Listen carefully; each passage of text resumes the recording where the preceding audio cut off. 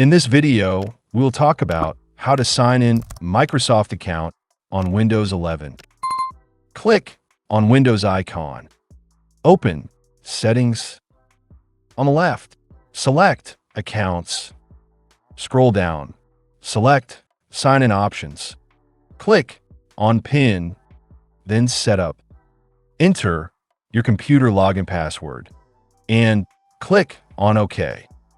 Add your PIN, and it must be at least 4 characters long. You can simply go with number.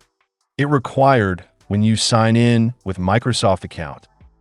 Now go back and click on Sign In. Enter your email address, or you can create new email address. As we need to sign in, I assume you already have an email address. Click on Next. You can select your option. I am selecting Use my password. Enter your email address password. Then click on Sign In. Here, you need to enter your Windows login password. Then click on Next.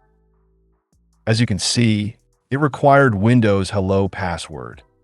Simply click on Next and enter your PIN we created just now. Here, you can see we are signed in with Microsoft account. So that's how you can sign in Microsoft account on Windows 11. See you in the next video.